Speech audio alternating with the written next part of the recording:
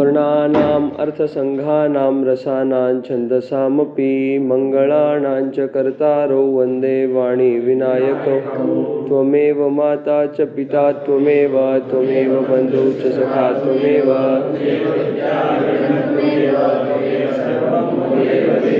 गुरुर्ब्रह्मा गुरुर्विष्णु गुरुर्देवो महेश्वरा गुरु साक्षात् परब्रह्म तस्मै श्री गुरवे नमः। कृष्णाय वासुदेवाय हरये परमात्मने प्रणतक्लेशनाशाय गोविन्दाय नमो नमः।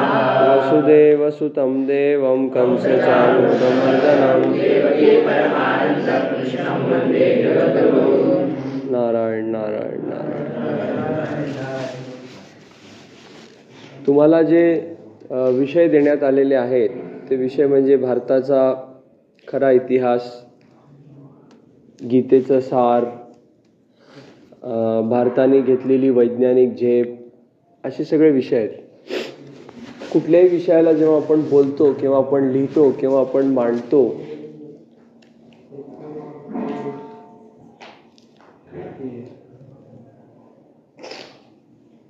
कुठल्याही विषयाला जेव्हा आपण बोलतो किंवा मांडतो, आपके लिए मराठी ठीक है या हिंदी में बात करें?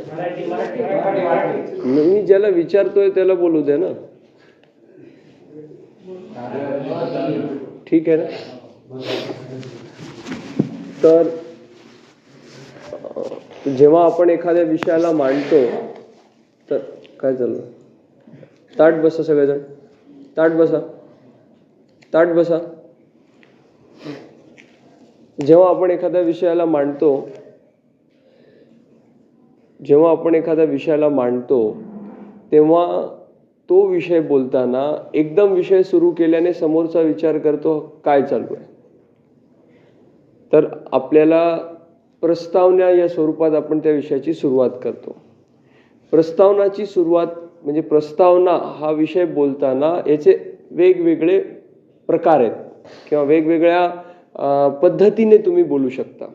जसं उदाहरणार्थ वैद्यकीय क्षेत्रामध्ये जेव्हा एखादा चॅप्टर आम्ही सुरू करतो, उदाहरणार्थ उच्च रक्तचाप, मला जे येतं आणि तुम्हाला जे सांगायचं आहे याची सांगड घालून बोलण्याचा प्रयत्न करत आहे. उदाहरणार्थ उच्च रक्तचाप, तर आम्ही काय करतो, उच्च रक्तचाप म्हणजे blood pressure, hyper tension, high BP, याला जर मला बोलायचं असेल तर मी काय करतो की मी आधी एक केस घेतो. म्हणजे एक उच्च रक्तचाप असलेला जो पेशंट आहे, रुग्ण आहे, तो कसा माझ्यासमोर प्रेझेंट करणार की मला खूप घाम फुटला, मला दम भरून आला, ठीक आहे, माझ्या डोळ्यासमोर अंधारी आली. त्याला थोडी कळणार आहे की माझा बीपी वाढला आहे. तो काय म्हणणार, मला हे त्रास झालं. आता या त्रासाचे अनेक डायग्नोसिस असू शकतात. म्हणजे डोळ्यासमोर अंधारी येणे हे फक्त उच्च रक्तचापमध्ये होतं असं नसून हे शुगर एकदम कमी झाली तरी होऊ शकतं. आलं लक्षात? चक्कर येणे, तर चक्कर येणे हे अनेक रोगांमध्ये होऊ शकतं. म्हणजे चक्कर कसा येतोय इथून सुरू होते.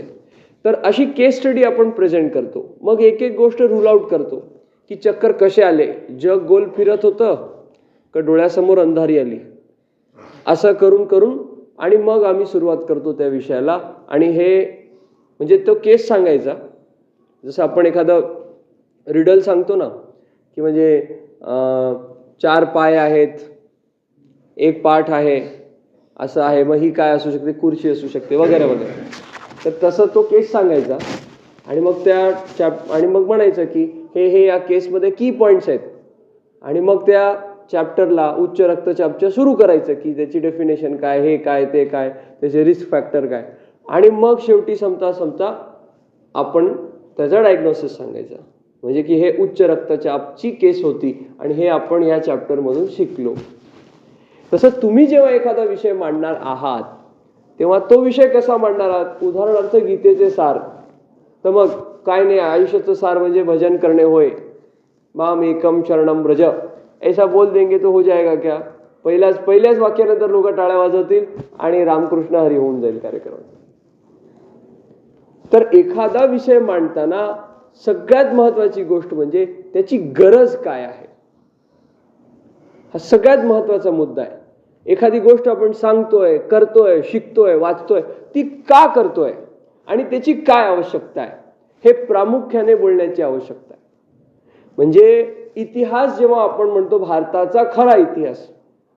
आणि अजून एक गोष्ट आहे, तुम्ही लिहून काय आणले नाही, ठीक आहे, लक्षात ठेवा. का अजून एक महत्वाची गोष्ट, जेव्हा पण आपण एखादा विषय बोलत असतो तर ह्यांनी पण त्याच्यात दिलेला आहे आणि हा माझा सुद्धा अनुभव आहे.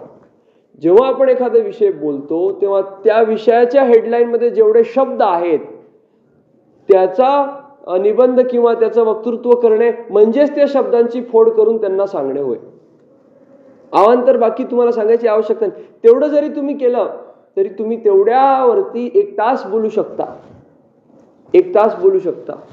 म्हणजे आता भारताचा खरा इतिहास, मग भारत म्हणजे काय, खरा असणे म्हणजे काय आणि इतिहास काय, मग या सगळ्याची आवश्यकता काय, भारताला जाणण्याची आवश्यकता काय, खरं किंवा खोटं याच्यामध्ये निवड करण्याची आवश्यकता काय आणि इतिहास म्हणजे काय. आलं लक्षात. एवढी जरी तुम्ही फोड केली ना, उदाहरणं दिले ना, तर सहज तुम्ही 1 तास बोलू शकता. आता तुम्हाला चॅलेंज म्हणजे मी तर चांगलं झालं या वक्तृत्व स्पर्धेत नाहीये का ते 5-7 मिनिटात गुंडाळणं किंवा गुंडाळण्यापेक्षा त्याला संक्षिप्तपणे क्लेवरली त्याला मांडणं हे माझ्यासारख्यासाठी तर शक्यच नाही. पण हां, तुम्ही विद्वान आहात. विद्वान का आहात, का तुम्ही शिकता आहात, तर तुम्हाला जे मी 5 मिनिटं बोलून एखादी गोष्ट समजवण्याचा प्रयत्न करणार आहे, विद्वानांच्या स्वरूपात ते एखादं संस्कृतचं श्लोक किंवा मराठीतलं वाक्य तुम्ही फक्त सहज बोलून त्या 5 मिनिटाच्या डिस्कशनला समराईज करू शकता. लक्षात येते का तुम्हाला.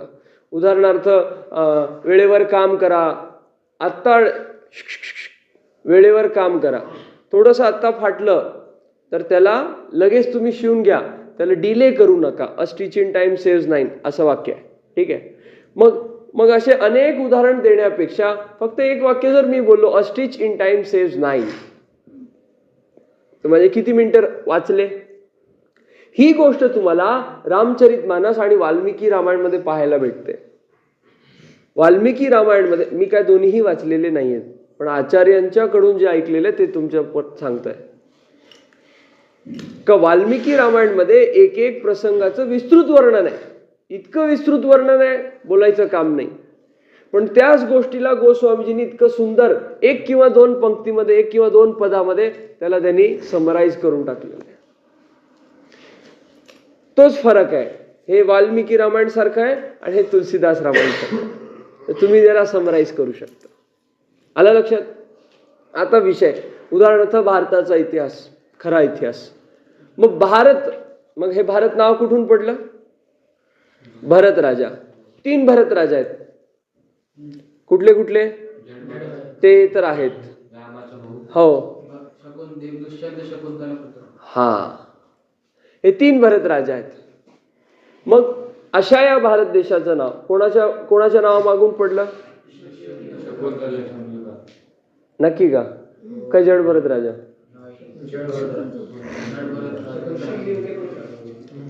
ऋषभदेव के पुत्र तो जड़ भरत राजा नहीं.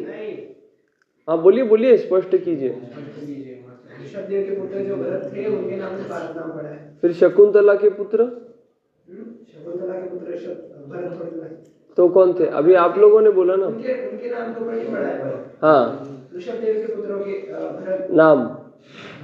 हाँ ठीक है. तो तात्पर्य कहने का ठीक है, वो फैक्चुअल नॉलेज है, वो फैक्चुअल नॉलेज है. वो फैक्ट क्या है वो आप चेक करिए. आप लाइब्रेरी में पढ़िए, आप कहीं से भी पढ़िए, उससे मेरा ये नहीं है. हाँ, मेरे को कितना आता है थोड़ी बताने के लिए मैं बैठा हूँ. मेरे को कुछ नहीं आता है, पर मैं हाँ जितना आता है वो बताने के लिए बैठा हूँ. तो भारत नाम क्यों पड़ गया एक वाक्य में या एक प्रसंग में कि ऐसी परंपरा से हम हैं. ठीक.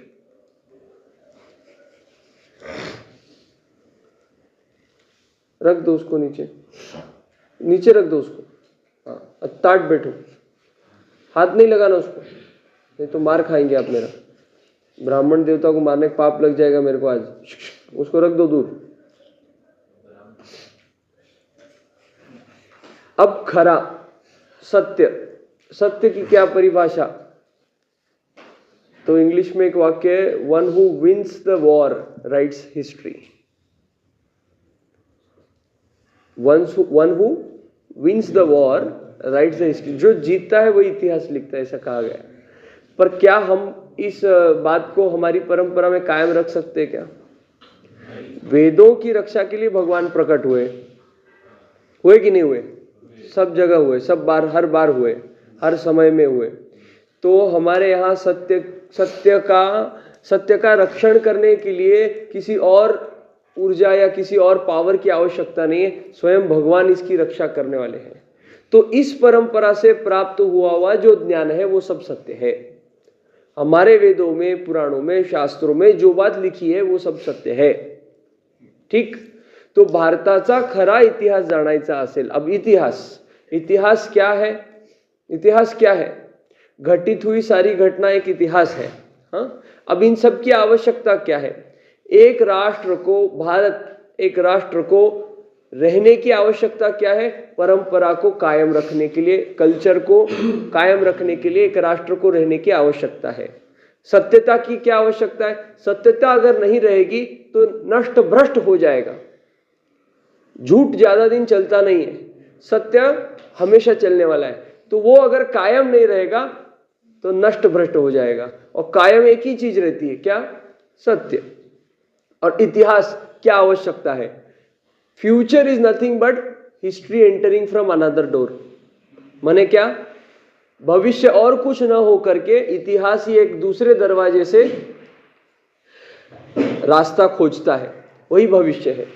ठीक, जैसे पातंजल योग सूत्र में अथवा महर्षि वेदव्यास जी ने मनुष्य के बारे में, मनुष्य से संबंधित, मनुष्य से संलग्नित जो कुछ भी लिखा है, जो कुछ भी उन्होंने लिखा है, वो इतना ज्यादा सर्व विषयों को लेकर के लिखा हुआ है कि उन विषयों को छोड़ करके दूसरा मनुष्य के बारे में दूसरा और कुछ सोचने जैसा, नया करने जैसा नहीं है।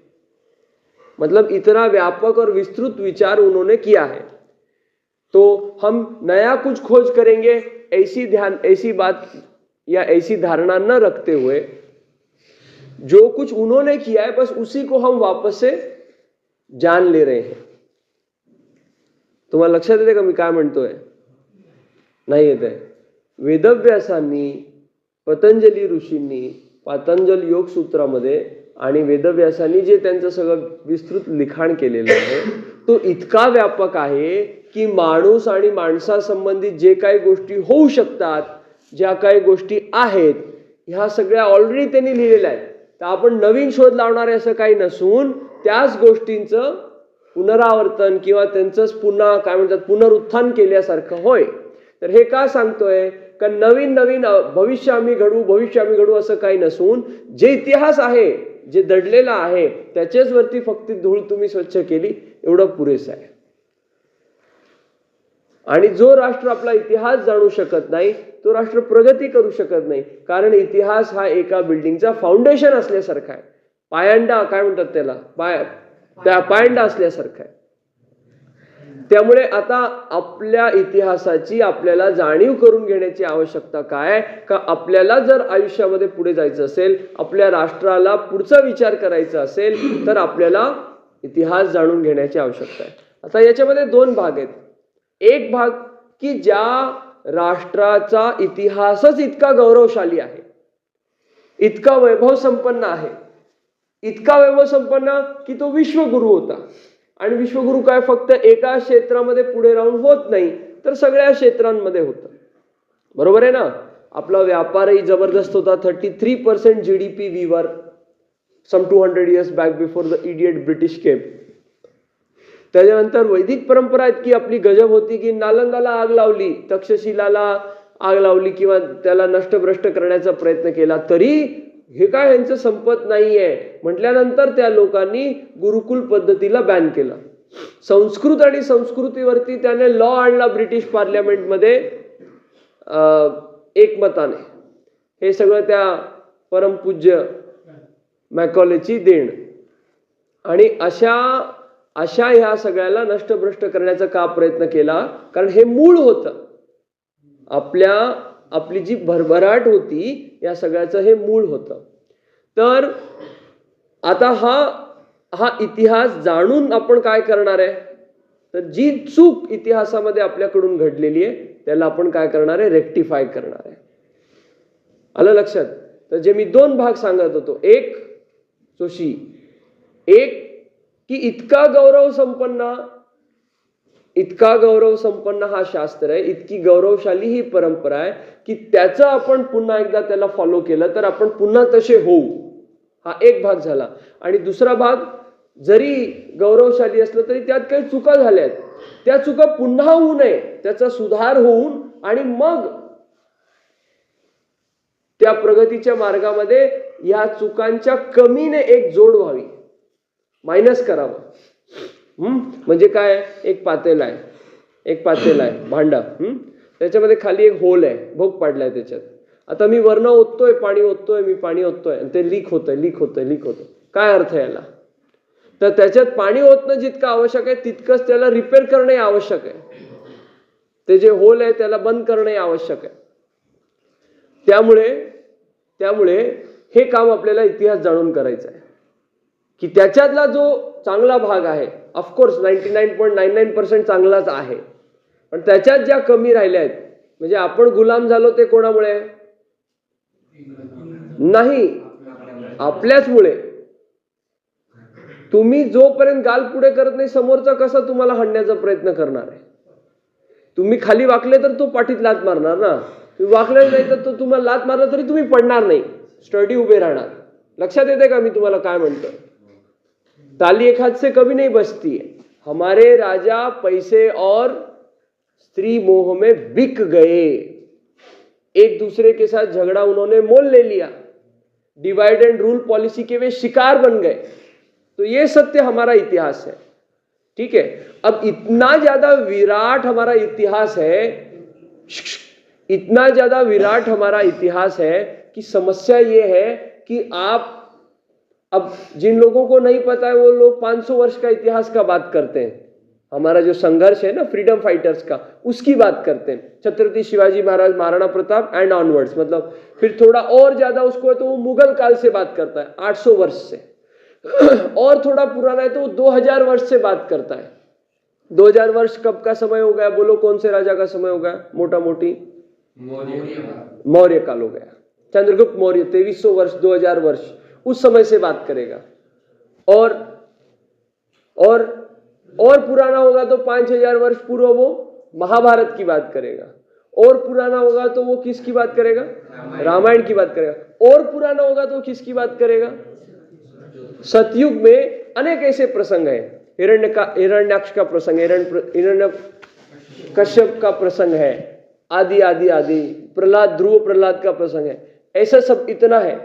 तो आपको उस चीज को ऐसा समराइज करना है. अब वो आपका काम है, आप कैसे चतुराई से उसको आप समराइज करते हो कि भगवान से आरंभ हुए उस परंपरा से लेकर के, क्योंकि जब भगवान देव है तो दैत्य है, अनेक सुर और असुर के अनेक युद्ध प्रचलित है कि नहीं है?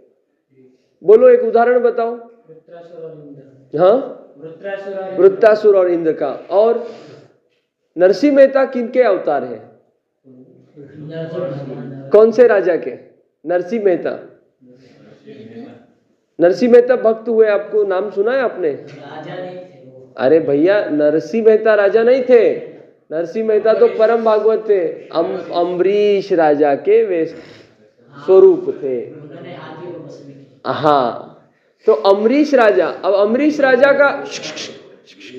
अम्बरीश राजा का इतिहास कब हो गया? भगवान श्री कृष्ण के समय हो गया, है ना. कौन से राक्षस को मारने के लिए भगवान ने अम्बरीश राजा के तप का उपयोग किया? काल्यवन. हाँ, तो फिर इन्होंने कौन से राजा का नाम बताया अभी? नहीं, अम्बरीश राजा नहीं था, मुचकुंद राजा था. हाँ, मुचकुंद राजा था. अभी बहुत सारे नाम है, मैं भी पर हाँ सही मुचकुंद राजा है, ये मैं आपको कंफर्म बोल सकता हूँ. मुचकुंद राजा था. मुचकुंद राजा वो गुफा में सोया था और उसको वरदान था. क्या था उसका इतिहास? ऐसा है कि देवों को असुरों के विरुद्ध युद्ध करने में सहायता चाहिए थी, तो मुचकुंद राजा का इतना प्रताप था कि देवों ने आमंत्रित किया पृथ्वी से कि आप आकर के हमारे लिए युद्ध करिए। बहुत वर्षों तक उसने युद्ध किया और उनको स्वर्ग का अड्डा कायम रखने में सहायता की। खूब युद्ध करने के बाद, हजारों वर्ष तक युद्ध करने के बाद वो थक गया तो वो आकर के यहाँ विश्राम करने लगा। और विश्राम जब उसने किया तो उसको ये था, इतना उसका तेजोबल तब था कि विश्राम जब वो कर रहा था तो जब वो आंखें जिसको भी खोलेगा, जैसे गांधारी का था ना, उसका जो बल था, क्या बोलते तप का बल था, तो वैसे इसका था ये कि निद्रा में से उठ करके जिसको देखेगा वो भस्मसात हो जाएगा। अब ये बात वो काल्यवन को पता नहीं थी। भगवान भागते भागते, रणछोड़ जो नाम पड़ गया, भागते भागते, रणछोड़ इसमें नाम नहीं पड़ा, दूसरे युद्ध में नाम पड़ा। वो भागते भागते भगवान इसमें आए और भगवान ने अपना पीताम्बर, इसी में नहीं पड़ा था, नहीं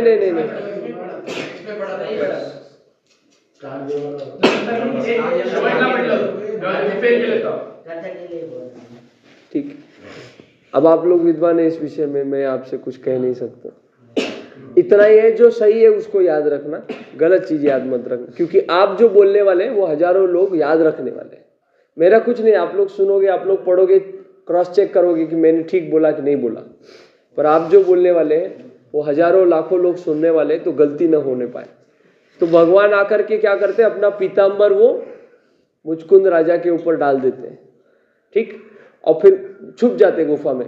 वो काल्यवन आता है गुस्से में, वो देखता है, वो क्या करता है, वो देखता है पीताम्बर देखता है, ऐसा जोर से उठाता है, उसमें वो मुचकुंद राजा की नींद क्या हो जाती है, भंग हो जाती है। और उठ के देखता है तो वो पूरा नष्ट भ्रष्ट हो जाता है, अग्नि रूप हो जाता है। फिर वो सोचता है मैं कौन हूं, ये मेरे से क्या हुआ है। तब भगवान उससे कहते हैं कि ऐसा ऐसा है। अब फिर भगवान दर्शन देते, बोलता है भगवान आपको ही तो प्राप्त करना है। तो भगवान बोलते नहीं, अभी समय है। भगवान क्या कहते हैं, अभी समय है, आपके कुछ भोग बाकी है। तो फिर उनका नरसिंह मेहता बोल करके जन्म होता है। फिर नरसिंह मेहता की कथा तो बहुत प्रचलित है। अब ऐसा आप इतिहास में ऐसा खोलोगे ना तो सब जगह विस्तार ही होता जाएगा। तो how cleverly you summarise is your tact. और ये मैं एक जन को बता के नहीं चलेगा, अब इधर 50 लोग हो तो हर एक का 50 तरीका होना चाहिए। तो आप कैसे इसको कर सकते हैं समराइज, जैसे कोई प्रॉब्लम स्टेटमेंट बता सकता है। कैसा problem statement, current problem statement बताइए। उदाहरणार्थ कोई बांग्लादेश की स्थिति, कोई नेपाल की स्थिति, कोई और किसी प्रांत की स्थिति, या अरे यार आप अगर बोलने वाले हो ना तो मैं शांत हो जाता हूं। आप नहीं, उसको नहीं बोल रहा हूं मैं, आप सभी को बोल रहा हूं। आप आपसी भेद मतभेद यहां वर्ग में नहीं लाएंगे। आपको थोड़ा सेंस ऑफ मैच्योरिटी क्यों नहीं है? अब छोटे बच्चे हैं क्या स्कूल के? एक दूसरे के पास टांग खींचते रहते, क्या बड़े नहीं हो सकते क्या बुद्धि से?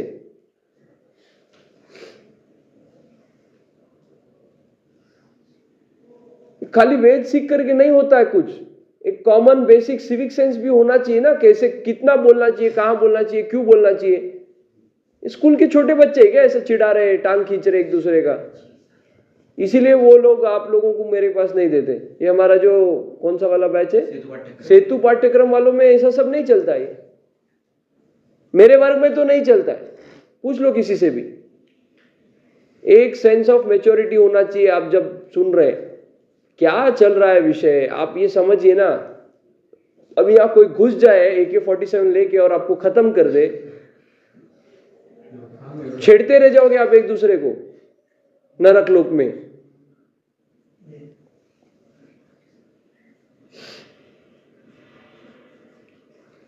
और अभी अगर मेरे को ध्यान पड़ा ना, आज से किसी भी आगे के वर्ग में, फिर आप सोचेंगे नहीं ऐसी शिक्षा कर दूंगा मैं।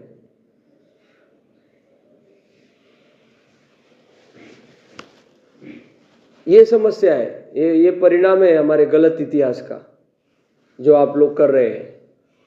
8 वर्ष का भी वैदिक बालक, इतनी समझदारी उसमें होती है।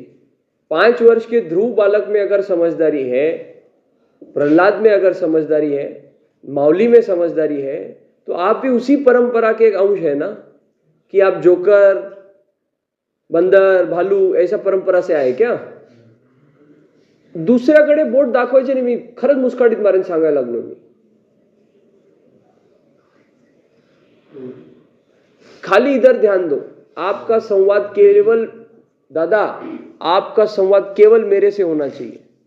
इधर उधर नहीं देखना. आपको सौगंध है, इधर उधर देख लिए तो आप.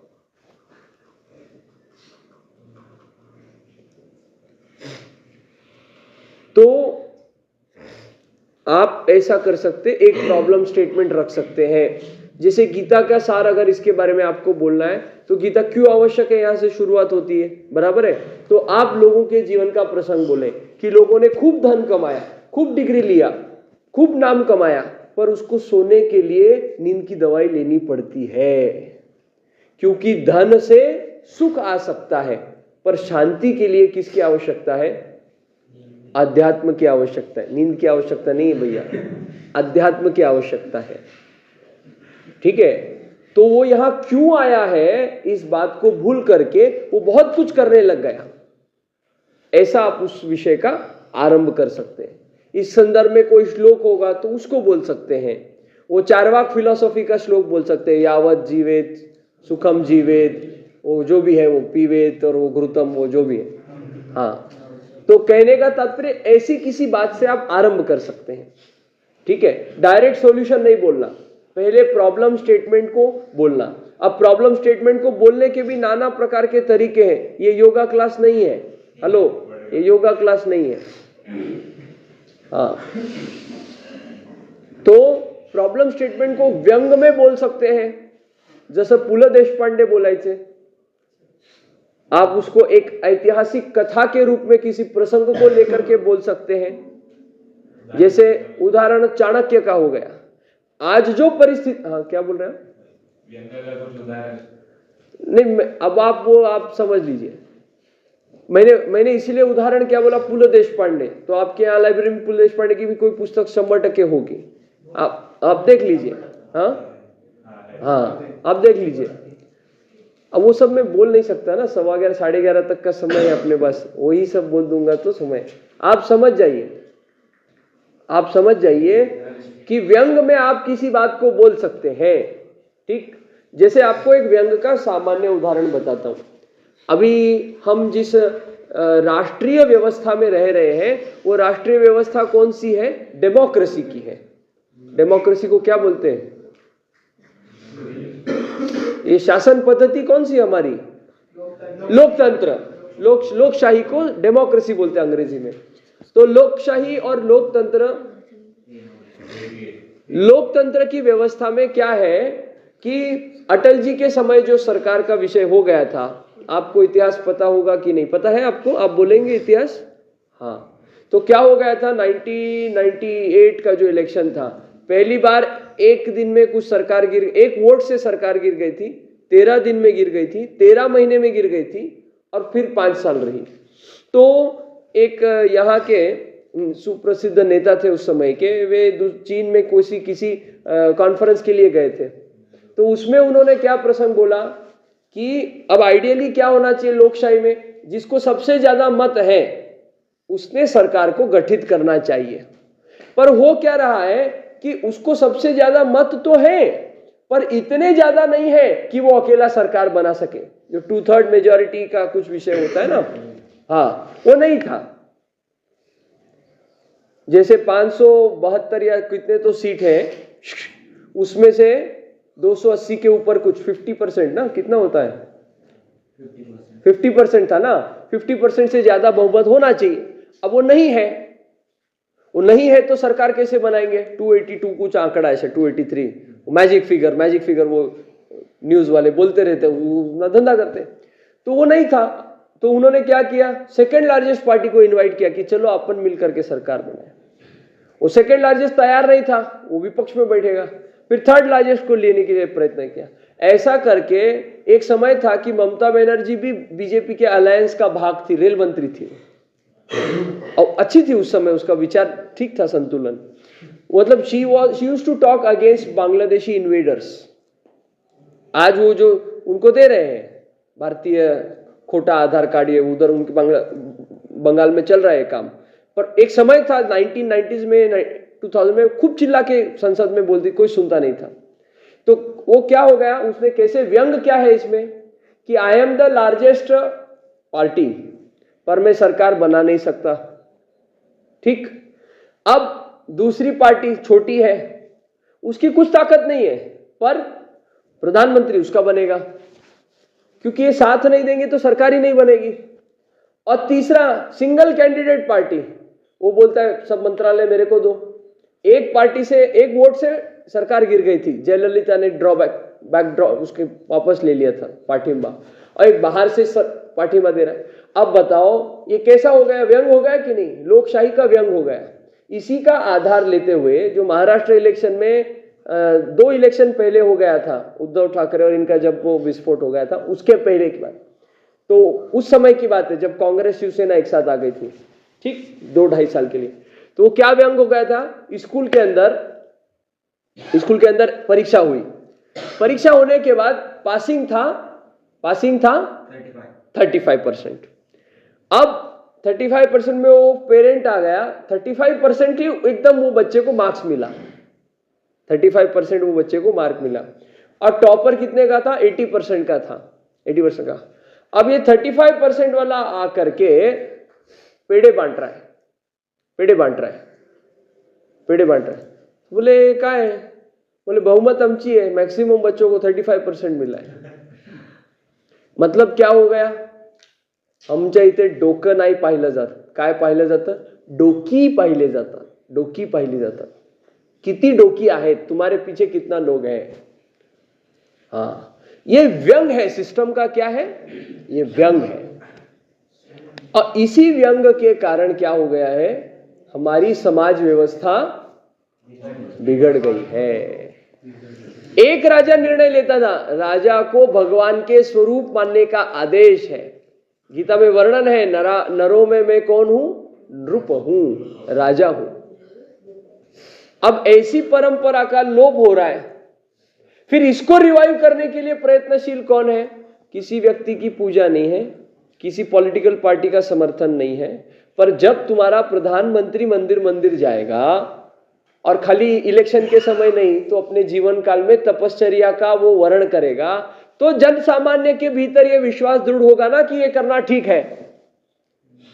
अपनी बुद्धि से क्यों ना हो, पर वो कर रहा है, उसके फैन फॉलोइंग में भी अगर वो पूजा पाठ करे, मंदिर वो घूमे, तो भी उस राष्ट्र का कल्याण हो जाएगा कि नहीं हो जाएगा, तो हम भारतीय हैं, इस बात का गौरव। क्यों योग दिवस पहले नहीं था क्या, योगा हमको पता नहीं था क्या, पर योग दिवस के निमित्त से योगा का प्रचलन करने की आवश्यकता पड़ती है। ये समाज का दुर्दैव है, पर जिसने इसकी पहल की है, ये उसका क्रेडिट है।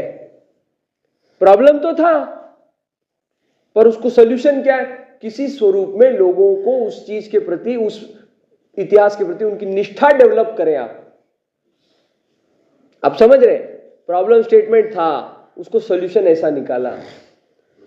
तो हम समाज में किस प्रकार से अपने इतिहास को रिवाइव कर सकते हैं, क्योंकि हम हमारे समाज को समृद्धशाली बनाना चाहते हैं। तो ऐसे उपक्रमों से, जैसे रामदास स्वामी महाराज ने क्या किया, मठों की स्थापना की, रामदासी परंपरा, मठों की स्थापना की, उसका एक मठाधीश था, फिर लोग थे, ऐसे सब। संघ क्या करता है, तो संघ की शाखा लगती है। आप समझ रहे हैं क्या कहना चाह रहे हैं।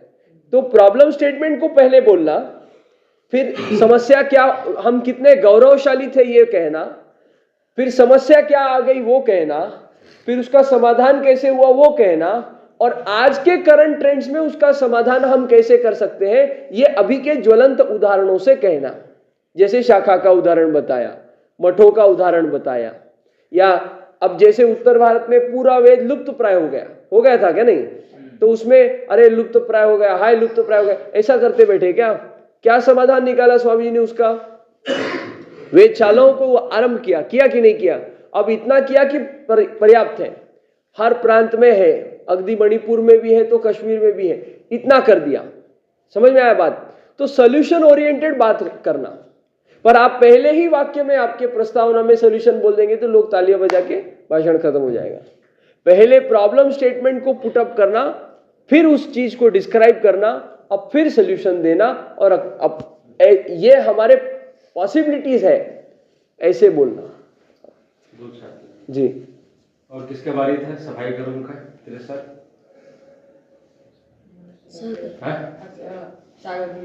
सागर का है साहब, खड़े हो जा, आजा दोनों, आजा आजा आजा। सीता रामचंद्र भगवान की जय हो।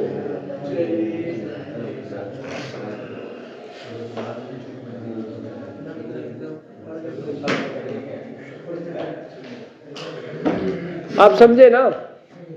अब गीता का सार जैसे विषय है, हाँ हाँ, गीता का सार जैसे विषय है, तो एक वाक्य स्वामी जी का सुप्रसिद्ध है कि Vedas for classes and Gita for masses. तो गीता जी, श्रीमद् भगवत गीता जी, ये जीवन जीने का एक मैन्युअल है, यूजर्स मैन्युअल। तो आप उदाहरण कैसा दे सकते हैं? उदाहरण टाट बसा। उदाहरण कैसा देंगे कि मान लीजिए एक मोबाइल आपने खरीदा है, अब मोबाइल खरीदा है या कोई यंत्र खरीदा है, अब वो यंत्र का उपयोग कैसे करना है ये आपको पता नहीं है, ठीक? अब वो यंत्र पे कुछ गिर गया, फिर आपने उसको धो दिया, वो धुल गया, ठीक? अब ये क्यों हुआ? ये इसलिए हुआ क्योंकि उसका जो यूजर्स मैनुअल पुस्तिका था वो आपने पढ़ा नहीं था कि इस पे कुछ गिर जाए तो डरना नहीं, टिश्यू पेपर से साफ कर देना, इस पे गिर गया अगर आप उसको धो दोगे कि वो हमेशा के लिए धुल जाएगा। तो forget about making best use out of that instrument. आपको उसका सामान्य उपयोग भी पता नहीं है क्योंकि आपने उसका यूजर्स मैनुअल पढ़ा नहीं। उसी प्रकार से मानव देह ये दुनिया का सबसे सोफिस्टिकेटेड इंस्ट्रूमेंट है। कुछ भी खाओ साला, खून का कलर तो लाल ही होता है। आज हमने हरी पाली भाजी ज्यादा खा ली इसीलिए खून हरे रंग का हो गया, ऐसा होता है क्या? नहीं होता है। वो क्यों नहीं होता है उसको सीखने के लिए आपको डॉक्टर के क्षेत्र में आना पड़ेगा, और क्षेत्र नहीं है अभी तो उसके ऊपर चर्चा न हो। आप कुछ भी खाइए, सुबह जो ठीक होता है वो वैसा ही होता है, और उसमें आप अनशन करेंगे तो आपको उसमें वेरिएशन भी दिखता है। तो शरीर ये ऐसा भगवान ने बनाया है, आप इसमें इतना कचरा डालते, कॉफी, बर्गर, वड़ा पाव, फिर भी वो बेचारा सहन करता है। ऐसा नहीं कि वड़ा पाव खाया चक्कर आके गिर गया, ऐसा होता है क्या? नहीं होता है। इतना दारू पिया अचानक से मर गया, ऐसा नहीं होता है। शरीर बेचारा सहन करता है। इतना सोफिस्टिकेटेड इंस्ट्रूमेंट दुनिया में कोई नहीं है। कहने का तात्पर्य ये है कि जैसा ये कोई दूसरा इंस्ट्रूमेंट होता है, अगर आपको उसका उपयोग नहीं पता तो क्या हो जाएगा? आप उसका उपयोग नहीं कर पाएंगे, यथार्थ उपयोग नहीं हो जाएगा। वैसे ही मानव देह मिला है, ये क्यों मिला है, ये कैसे बना है, इसका क्या औचित्य है, इससे क्या साध्य होना है, इसके क्या नियम है, ये चीज अगर मालूम पड़नी है तो इसका यूजर्स मैनुअल पढ़ना पड़ेगा। अब हमारे शास्त्र इतने विस्तृत है, पढ़ने का समय नहीं है, लोगों के पास वातावरण नहीं है, अनुकूलता नहीं है। तो इस सब का सार क्या है? 700 श्लोकी गीता, 700 श्लोकी श्रीमद् भगवद गीता में सब कुछ आ जाता है। हमारा देह कैसे बना है आ जाता है कि नहीं आता है? 7वें अध्याय में ये पंचभूतों से बना ये वस्त्र सुंदर आपका, बनता बिगड़ता यही है बस, कुछ नहीं बिगड़ता आपका। ऐसा बोल करके आप शुरू।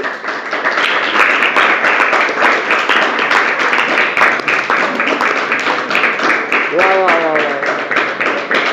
नहीं, ये गति आपकी भी हो सकती है भाषण में कि लोग आपको बोलने ही ना दे, खाली तालियां ही बजाए।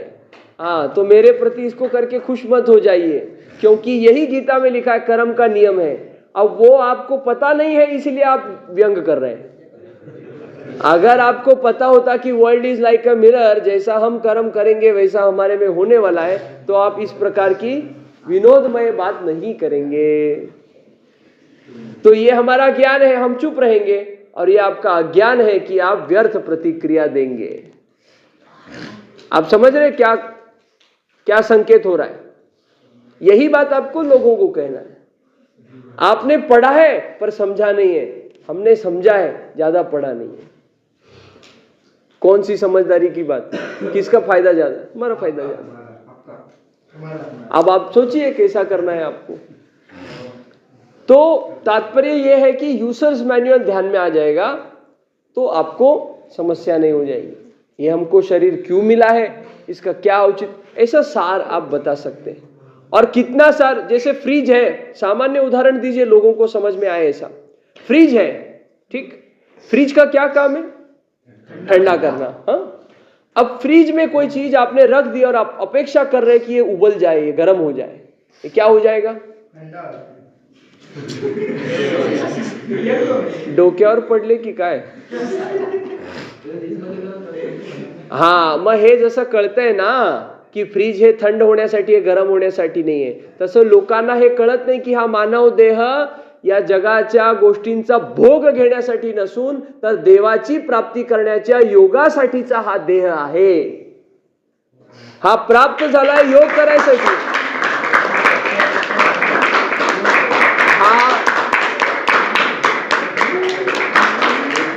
हा प्राप्त झाला आहे योग करण्यासाठी, पण माणूस याच्यातून भोग करतोय, ही दुर्दैवाची गोष्ट आहे।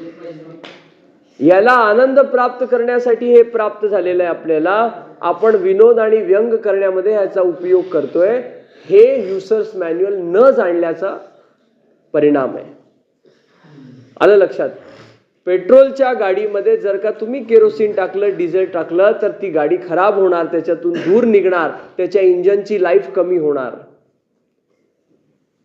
त्याच स्वरूपात या देहामध्ये याला चालवण्यासाठी युक्त आहार विहार कसा असला पाहिजे, का असला पाहिजे, हे सांगणारी गीता आहे। आहारच नीट नाहीये, शरीरच सबल नाहीये, तर तुम्ही काय योग, ध्यान, धारणा, कर्मयोग, भक्तियोग काय करणार आहे? त्यामुळे सामान्य माणसासाठी हे आहे। अगदी म्हणजे विचार करा, तुम्हाला गीतेच्या सारवरती जर लिहून लिहायचं असेल किंवा बोलायचं असेल तर पहिला वाक्य हा लिहा स्वामीजींचा, की Vedas for classes and Gita for masses.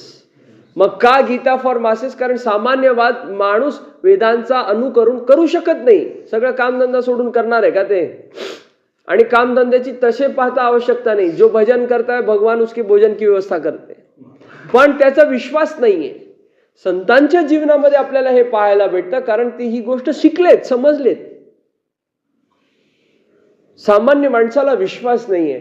99 वेळा त्याच्या समोर चमत्कार झाला, पण धीरेंद्रजी शास्त्रींनी जर 100व्या वेळे नाही दाखवला ना, तर लोक शंका घेतील। एकही क्षण ते विलंब करणार नाही शंका घेण्यामध्ये। पण हा चमत्कार प्रधान देश नाहीये, हा नमस्कार प्रधान देश आहे। त्या गोष्टीची विद्वत्ता ठेवून, त्या गोष्टीची जाणीव करून, नमस्कार करून मग आपोआप चमत्कार अनुभवायला भेटतात आपल्याला। तर अशी म्हणजे कशी प्रस्तावना करावी, कसा मुख्य गाभा सांगायला विषय अनेक आहेत। त्याच्यामध्ये आपल्याला काय सांगायचे, आपल्या टॉकचा एक फ्लो असला पाहिजे। आणि मग आताच्या काळामध्ये कसे चॅलेंजेस आहेत आणि ते आपण ओव्हरकम करणार आहे हे सांगतामध्ये तुम्ही सांगितलं पाहिजे। अजून एखादा विषय काय ते बघतो, मला हे दोनच विषय आता आठवत आहेत। भारताचा खरा इतिहास त्यांनी सांगितला, त्याच्यानंतर ज्ञानेश्वर माऊली महाराजांचे संत परंपरेतील योगदान। बघा, एक लक्षात घ्या, माऊली ज्या कालखंडामध्ये जन्माला म्हणजे अवतरण्यामध्ये ते आलेत, काय झालं, काय अडचण आहे तुम्हाला? हा कुठला आहे, वक्तृत्व स्फूर्त आहे का? नाही, हा निबंधाचाच विषय आहे। मग निबंधाचं काय, म्हणजे निबंधाचं चालू आहे ना। अरे, भारताचा किंवा हिंदुस्थानाचा अप्रकाशित इतिहास आणि प्रामाणिक इतिहास यावरती आपण चर्चा केली ना मगाशी। पुन्हा अजून एक गोष्ट मला जे आठवते ती सांगतो। चाणक्यांच्या वेळेस, आता आपल्याकडे वर्ण व्यवस्था प्रबळ आहे, भगवंताच्या संकल्पनेतून आहे, पण जेव्हा ती वर्ण व्यवस्था यथार्थ कार्य करत नाही आणि समाजामध्ये अधर्म झालेला आहे, तेव्हा परशुरामांनीही शस्त्र उचललेले आहेत। तेव्हा चतुर्थ वर्णात जन्माला आलेला मौर्य संप्रदाय सांभाळणारा राजा झालेला आहे, बरोबर आहे। चंद्रगुप्त मौर्य चतुर्थ वर्ण, हे अपवादात्मक असले तरी हे यथार्थ आहेत. तुम्हाला लक्षात येते का? राजा का बेटा राजा नहीं बनेगा, वही राजा बनेगा जो हकदार होगा. मग त्यावेळेस तथाकथित त्या विद्वानांनी चाणक्याच्या वेळेस विरोध केला होता. पण तेव्हा चाणक्यांनी काय स्पष्टीकरण दिलं की जब मगध का राजा गलत कर रहा था तब आपकी विद्वत्ता कहाँ थी, तब आप निर्णय क्यों नहीं दे रहे थे. यही बात महाभारत में भी होती है. भगवान की कृष्ण नीति पे लोगों ने प्रश्न किया. क्या प्रश्न किया? बोले जयद्रथ को मारने के लिए आपने सूर्यास्त का प्रकरण किया, हाँ, कर्ण का वध होने के लिए वो युद्ध के नियमों के थोड़ा बाहर जाकर के वध किया, और मल्लयुद्ध के नियमों के थोड़ा बाहर जाकर के आपने दुर्योधन की जंघा पर प्रहार करने का ये लीला भगवान ने आपने करवाई. तो ये जब लोग भगवान से प्रश्न करते हैं तो भगवान उनको प्रतिप्रश्न करते हैं कि जब भरी सभा के अंदर एक राजकन्या का वस्त्रहरण हो रहा था तब आपकी नीतिमत्ता कहाँ थी. जब कोई पर पुरुष किसी पर स्त्री को कहता है कि मेरी जंघा पर आकर के बैठ, तब आपकी नीतिमत्ता कहाँ थी. लाक्षागृह का विषय हो गया तब आपकी नीतिमत्ता कहाँ थी. तो टिट फॉर टैट भगवान का सिद्धांत है, और टिट फॉर टैट के ऊपर जाके भगवान का सिद्धांत है. टिट फॉर टैट अर्जुन ने सोचा इसीलिए वो विषादग्रस्त हो गया, पर भगवान ने उसको दिशा दी कि ये टिट फॉर टैट न हो करके ये धर्म के लिए युद्ध है. ये तुम्हारे बदले के लिए युद्ध नहीं कर रहे हैं. बदले के लिए युद्ध करना था इसलिए तो सब एकत्रित हो गए, पर फिर उसको मामा काका दादा बाबा ये दिखने लग गए तो वो विषाद युक्त हो गया. फिर भगवान ने उसकी दिशा बदली, तब उसकी दशा ठीक हो गई. आई बात ध्यान में? हाँ, तो ये चाणक्य का जो हम विषय कह रहे थे उसमें आप कैसा जो ट्रांजिशन है लगभग 2,2500 वर्षों का, उसको आप कैसे रख सकते पता है की आम्ही स्वतंत्र भारतामध्ये आमच्या विद्यार्थ्यांना, आमच्या येणाऱ्या पिढीला काय शिकवतो. साला 32-36 किलोमीटरच्या वर्ग क्षेत्रामध्ये पसरलेल्या त्या दिल्लीच्या मुघलांच्या साम्राज्याला इतकं आम्ही विस्तृतपणे शिकवतो की दुसरं जसं काही साम्राज्यच नव्हतं. त्या मुघलांच्या 7-7 पिढ्या आम्ही पाठ करतो, पण महाराणा प्रताप किंवा महाराजांच्या आम्हाला 4 पिढ्या सुद्धा ठाऊक नाहीत. आणि हीच गोष्ट चाणक्याच्या वेळेस पण होत होती. तर एक शिक्षक काय करू शकतो? प्रलय और क्या वो डायलॉग है, आंधी नहीं है, आंधी नहीं है, हाँ हाँ, प्रलय और सर्जन और प्रलय ऐसा कुछ है. वो शिक्षक के गोद में पलते हैं. आई बात ध्यान में? तो तात्पर्य कहने का ये है कि हम हमारे व्यवस्था, समाज की व्यवस्था को क्या सिखा रहे हैं. आपको ऐसा प्रधानमंत्री, पहला प्रधानमंत्री ऐसा मिला इस स्वतंत्र राष्ट्र में कि जो म्लेच्छ बाय बर्थ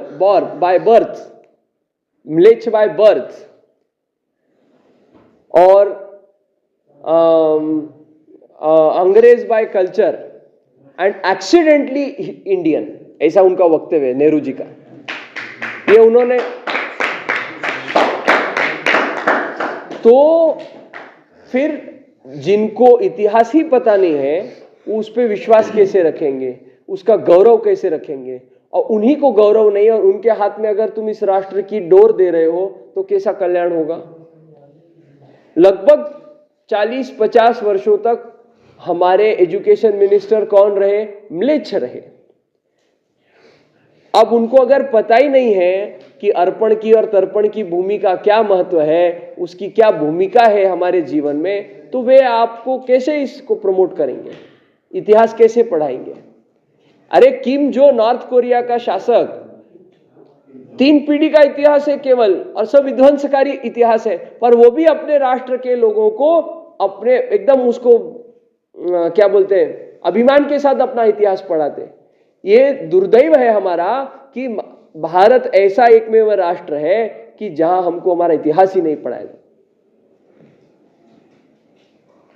और जिन्होंने उसमें कुछ करने का प्रयोजन किया, क्या किया गया? उनको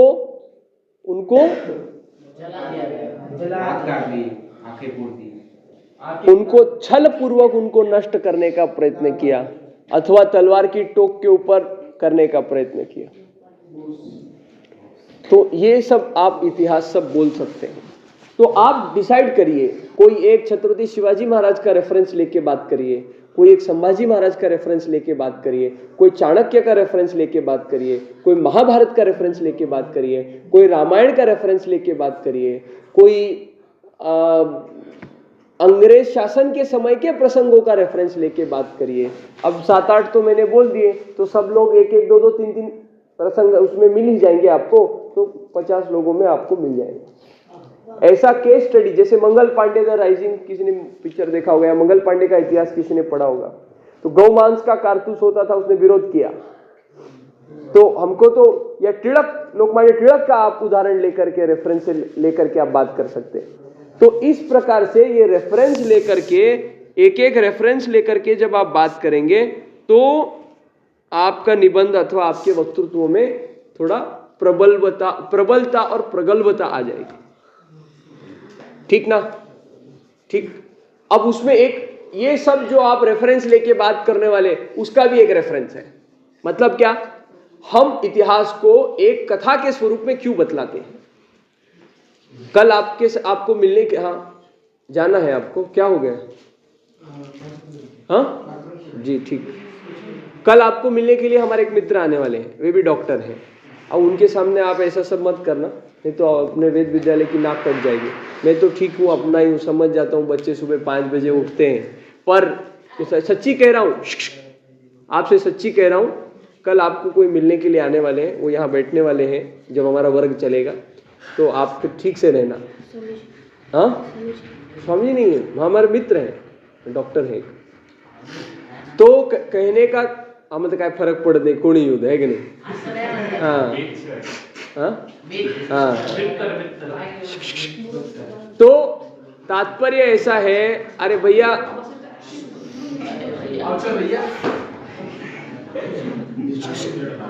म्हणजे आपण बुद्धीने मोठे होऊ शकत नाही का? हाँ, बुद्धीने मोठे होऊ शकत नाही का आपण? बरं, मी काय बोलत होतो?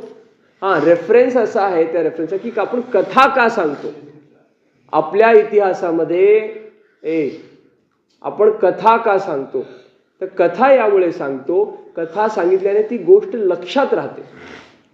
तुम्ही एखादं सूत्र द्या, लक्षात राहत नाही, पण तेच एक कथेच्या माध्यमातून, एक स्टोरीच्या फॉर्मॅटमध्ये सांगा, तर ती जिवंत राहते। आज आजीबाईंच्या, नानीबाईंच्या, नानी म्हणजे काय म्हणायचं, आईची आई, काय म्हणायचं तुम्ही आजीच म्हणता, आईकडची आजी, आजोळातली आजी किंवा वडिलांच्याकडची आजी, त्या आज्या आपल्याला या कथा सांगत नाही झोपता वेळेस। पहिली गोष्ट, आज्याच नाही आहेत त्याच्यामध्ये। अरे दादा, तुझ्या घरी आहे, समाजाची प्रॉब्लेम काय ती समजून घे ना। हे एवढे बिल्डिंग इथे वाढलेत आळंदीमध्ये, हे मी, माझी बायको आणि माझं पोरगं ह्यांच्यासाठी वाढलेले आहेत। तुम्हाला विनोद आणि सिरियस कळत नाही का रे? डोक्यावर पडले का तुम्ही लोक? हे सगळं चकाचौंध बघू नका। हे त्या एक माणसाच्या तपचा परिणाम आहे की जसं मुंग्या लागतात साखरेला, तसं या वेदसिरियल लोकांची गर्दी लागते।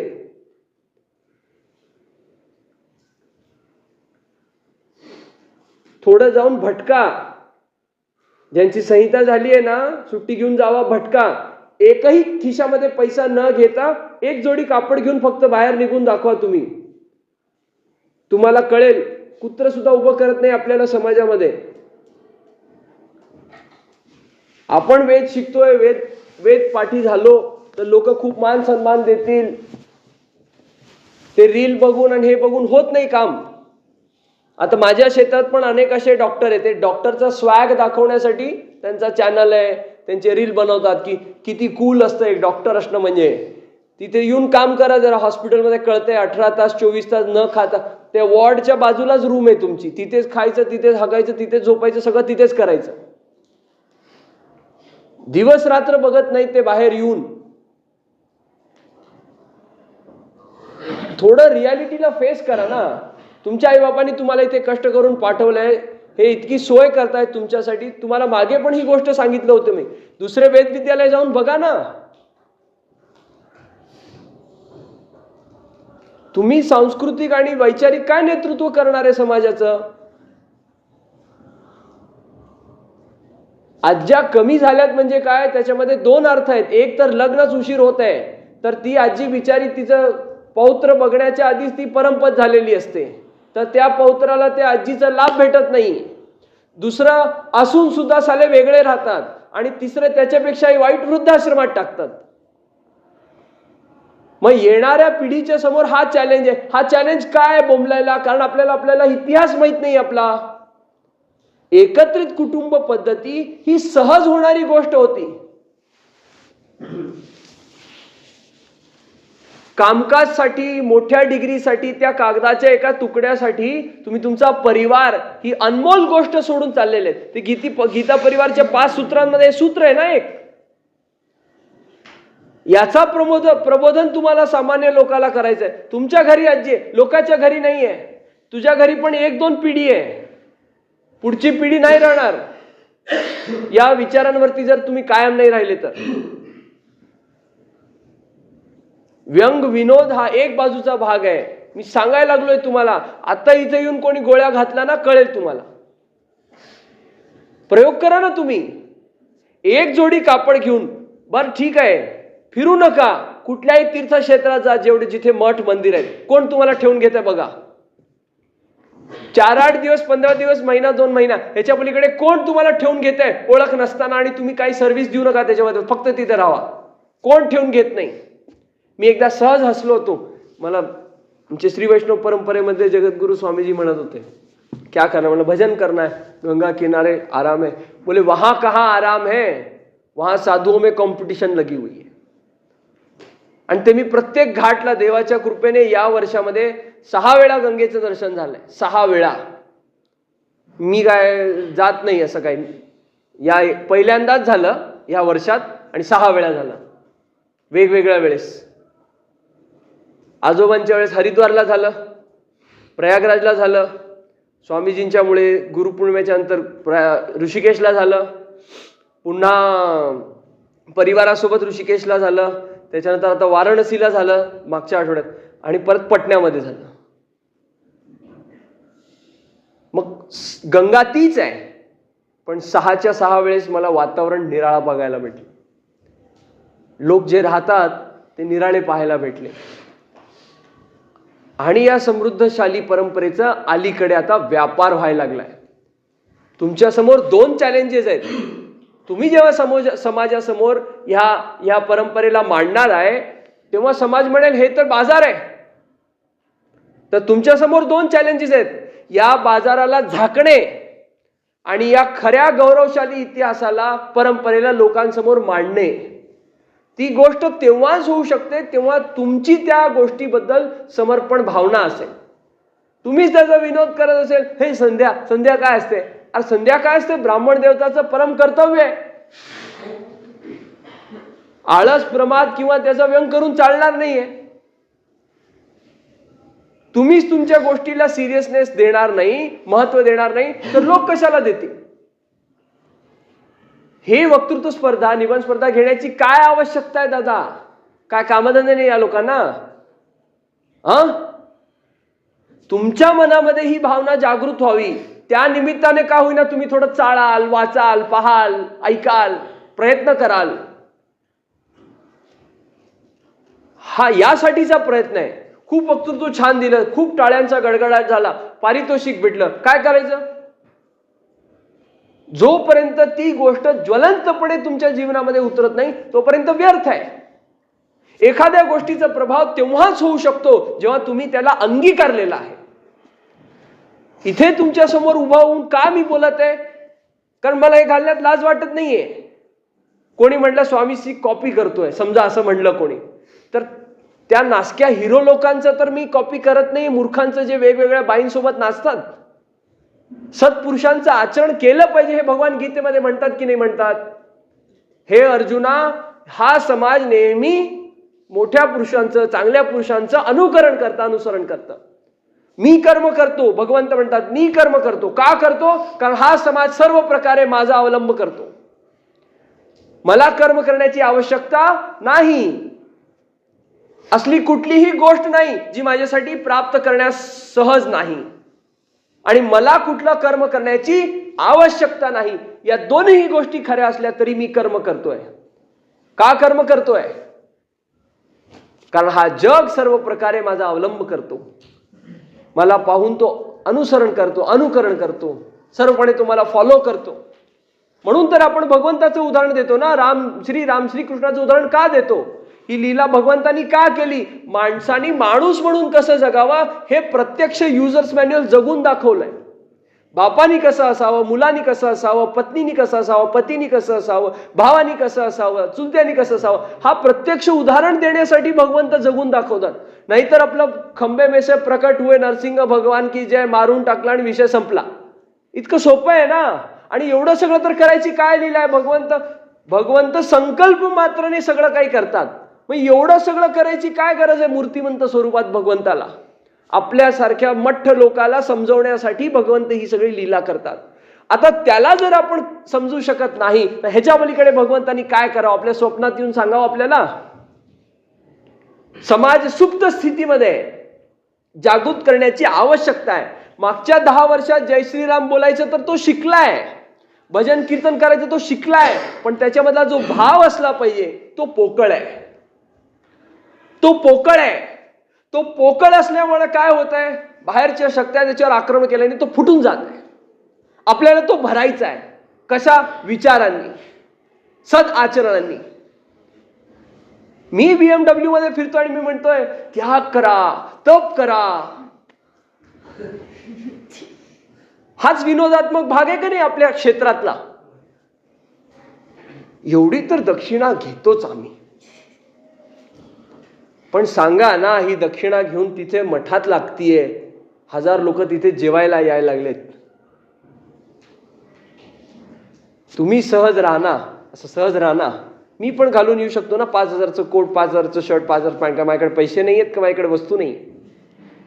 पण तुम्ही काय शिकणार माझ्याकडून? बरं, हे तुमच्या समोरच नाहीये, हे सगळीकडे असंच आहे धोतर घालून. मला हसू वाटतं जेव्हा प्रवासात मी धोतर घालून आहे. हे ज्वलंत उदाहरण आहे आपल्या विषयाशी संलग्नित. तुम्ही तुमच्या जीवनातले उदाहरण तुमच्या त्या वक्तृत्वामध्ये सांगा. धोतर घालून येण्यानंतर लोक भटजी समजतात. काय? काळा कोट घातला म्हणजे वकील आहे, व्हाईट कोट घातला म्हणजे डॉक्टर आहे. हे लोकांची जी मानसिकता आहे ना, बाहेरचं बघून निर्णय घेण्याची, ह्याचं खंडन करायचं आपल्याला. आणि एकदम आत्मविश्वासाने खंडन करायचं आहे. अरे, चित्र देख करके नहीं, चरित्र देख करके पहचानने वाला हमारा ये राष्ट्र है, हमारी ये परंपरा है. ही गोष्ट लोकांच्या मनामध्ये दडवण्याची आवश्यकता आहे. तर तुमचा समाज कुठेतरी समृद्ध होणार आहे. आणि तुम्ही करा. तुम्ही नाही केलात तर भारताने ही झेप सुरुवात घेतली. आता लक्षात येते का तुम्हाला? Whether you want to be a part of the system or not, you decide. जर याचा भाग झाला तर गौरवशाली इतिहासात तुमचं नाव दडून राहील. आणि नाही राहिला तर जसे 100 लोक म्हणजे हजारो लाखो लोक जन्माला येतात आणि संपतात, तसं तुमचं गणित राहील. भारताने या झेपची सुरुवात घेतलेली आहे. तुम्ही ठरवा. माया प्रवासामध्ये जेव्हा मला 20 वर्षाचे, 25 वर्षाचे, 30 वर्षाचे मुलं भेटतात, ते बोलतात, ओळख नसते. मी आता वाराणसीला होतो, मला कलकत्त्याचा एक मुलगा भेटला. तो नाही शिकला 12वी नंतर. त्याच्या घरच्यांनी सांगितलं इंजिनिअरिंग कर, हे कर, बिझनेस कर, फॅमिलीचं हे. मला फोटोग्राफी आवडते, मी ती शिकणार आहे. आणि तो फिरतोय, देशाटन करतोय. मी पहिल्यांदा असं झालं, सहसा मला सवय आहे की मी लोकांशी बोलतो, कारण मी लोकांशी बोलायसाठी, त्यांचे मत जाणण्यासाठी तर एवढा प्रवास करत आहे. ज्या भारताची आपल्याला सेवा करायची तो भारत आपण जाणला पाहिजे. फक्त माझे 4 मित्र कसे आहेत, हा नालायक आहे, हा चांगला आहे, हा माझ्यासाठी हो बोलतो, हा नो बोलतो, एवढ्यामध्ये आपला जग असू शकत नाही.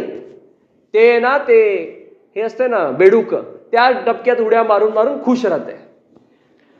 संसार सागर किती मोठा आहे ह्याला जाणल्याशिवाय तुम्ही समाजासाठी काय करू शकता? या भारताला जाणण्याची आवश्यकता त्यासाठी आहे. अरे एक गल्ली सोडून दुसऱ्या गल्लीत गेला तर तिथे फोडणी देण्याची जी पद्धत आहे ना ती वेगळी आहे. इतकी विविधता असलेल्या या राष्ट्रामध्ये सगळ्याला एक जमात बनवायची का तुम्हाला 5 टाइम करणार म्हणून? वेदांमध्ये पण 4 प्रकार आहेत का नाही? तू सामवेदी आहे, तू यजुर्वेदी आहे, तू अथर्ववेदी आहे, तू हे वेदी आहे. त्याच्यामध्ये पण तुमच्या शाखा आहेत. विविधतेमध्ये आपलं सगळं आहे ना पॉवर आहे. पण धड आपल्याला ती विविधता माहित नाही, त्याच्यामध्ये विश्वास नाही. मग ती लोकांना काय डोंबलं सांगणार आपण? सुप्त अवस्थेतून जागृत होण्याची आवश्यकता आहे. जागृती होण्यासाठी इतकं भव्य दिव्य कार्यक्रमचं आयोजन आहे. त्या भव्यते दिव्यतेमध्ये अडकू नका. पुन्हा सांगतो, माझा ना त्यासोबत फोटो घ्या, हे डोक्यातून काढून टाका. त्यांनी येऊ दे तुझ्या पाया पडायला. त्याच्यामध्ये पण तोच भगवंताचा अंश आहे जो तुझ्यामध्ये आहे. त्यामुळे त्याच्या मागे जाऊ नका. मी वारंवार तुम्हाला सांगायला लागलो, आचार्य आचरण से सिखाते हैं. आचार्य आचरण से सिखाते हैं. तुम्ही आता आचार्य झाले समजा, संहिता झाली म्हणजे आचार्य झालं समजायचं. आणि शिकवल्याने आपण जास्त शिकतो. हे सगळे गुण आहे ना तुमच्यामध्ये इन्स्टिल करण्यासाठी, तुमच्यामध्ये घुसवण्यासाठी हे सगळं लीला चालू आहे. ही स्पर्धा, हेन तेन. हे कोण खुश दिसतंय का इथे? जास्त काम वाढलं की खुश दिसतंय का? पहिला ही गोष्ट डोक्यात दडवा की आपण इथे घासायसाठी आलोय. आपण या जगामध्ये काम करायसाठी आलोय, रिकामे बसायसाठी आलेलो नाही. रिकामं बसायचं असेल तर मेल्यानंतर रिकामाच असतो माणूस. देहरूपी तसा रिकामा असतो. आणि काय दिवे लावले नसतील तर आत्मा भटकण्याच्या स्वरूपात निवांत असतो. माझं कल्याण कुठे होईल म्हणून. लक्षात येते का? त्यामुळे गप बसायला आलो नाही आपण. थकलो, थांबा. मॅरेथॉन मध्ये कसा पळतो माहितीये का? फास्ट पळत नाही तो सुरुवातीला. हळूहळू हळूहळू चालतो, हळूहळू हळूहळू चालतो. मग हळूहळू तो जॉगिंग करायला लागतो. मग थोडं फास्ट पळतो, मग पुन्हा हळू, पुन्हा असं. आणि शेवटी जेव्हा आवश्यकता असते तो एनर्जी सेव्ह करू शकतो आणि अशी फास्ट पळतो की सगळे मागे राहून जातात. आयुष्य एक मॅरेथॉन आहे. हे तुमची स्प्लिंट होती 100 मीटरची, 200 मीटरची. 4 वर्ष झाले, संहिता झाली, संपलं. एवढ्या दिवसामध्ये एवढं पाठ करायचं, एवढं करायचं, झालं. आयुष्याबद्दल विचार करा. पुढच्या 50 वर्षाचा विचार करा तुमच्या आयुष्यातला. मग तुम्ही एखादी ड्रीम जगाला तेव्हाच विकू शकता जेव्हा तुम्ही स्वतः पहिला ती करताय. त्यामुळे तुम्हाला अनेक लोकांना हा व्यक्तिगत अनुभव असेल की मी जेव्हा तुम्हाला विचारलंय काय करणार आहे, किती भाऊ आहे, लक्षात येत आहे का? कशाला आले इथे हे ना पाठ्यक्रमवाल्यांना माहितीये. हे प्रश्न त्या अनुषंगाने तुम्ही तुमचा विचार करत नाही, पण मी तुमच्या पुढच्या 25-50 वर्षाचा विचार करून तुम्हाला हे प्रश्न विचारत आहे. त्याच्यासाठीच आलोय मी. आलं लक्षात? काय लक्षात आलं? आणि माऊलींचा जो आहे विषय तो आपण थोडासा उद्या बोलूया, है ना. आज आपण काय काय विषय घेतलेत? भारताची नाही भारताचा प्रामाणिक इतिहास, 1 मिनिट, गीतेचं सार, आणि दुसरा विषय जीवनादर्शन गीता. म्हणजे आपण 3 पैकी 2 विषय वरचे घेतलेले आहेत आणि 4 पैकी 2 विषय खालचे घेतलेले आहेत, म्हणजे निबंध आणि वक्तृत्व. आता उद्याच्या सत्रामध्ये आपण संत परंपरा, त्याच्यानंतर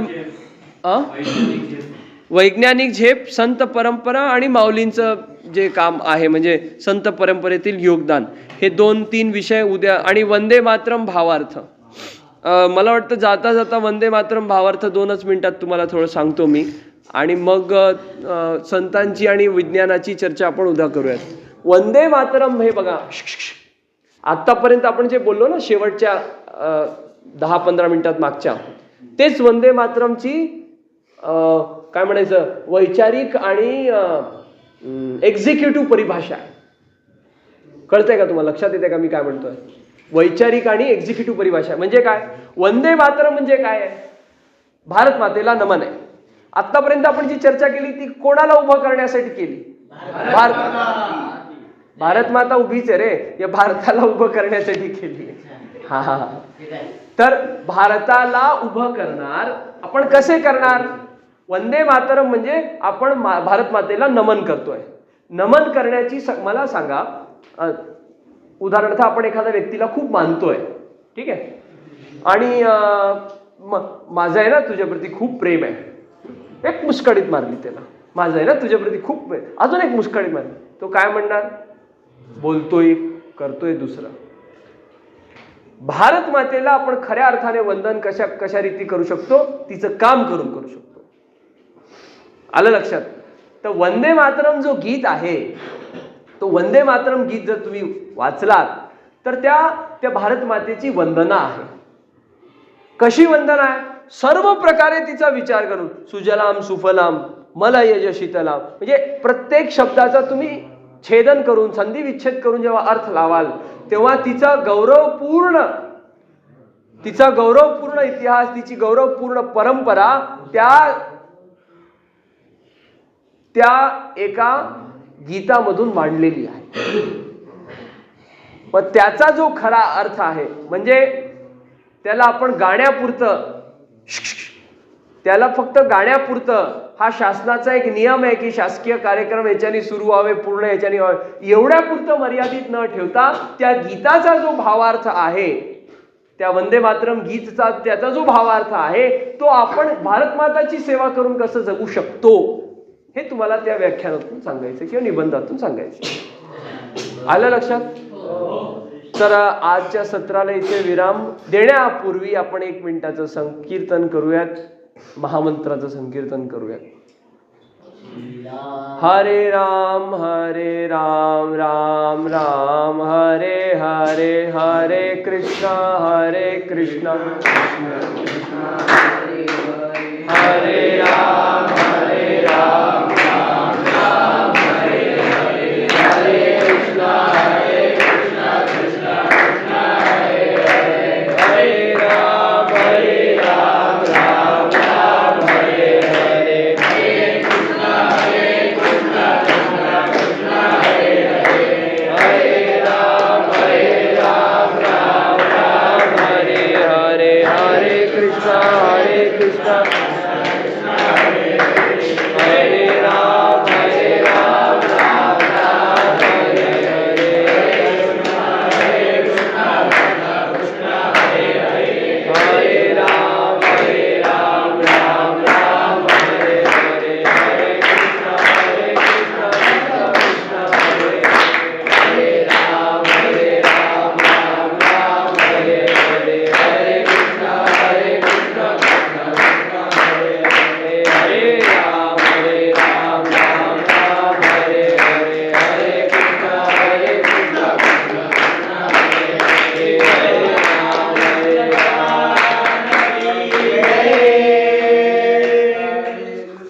नारायण नारायण नारायण नारायण.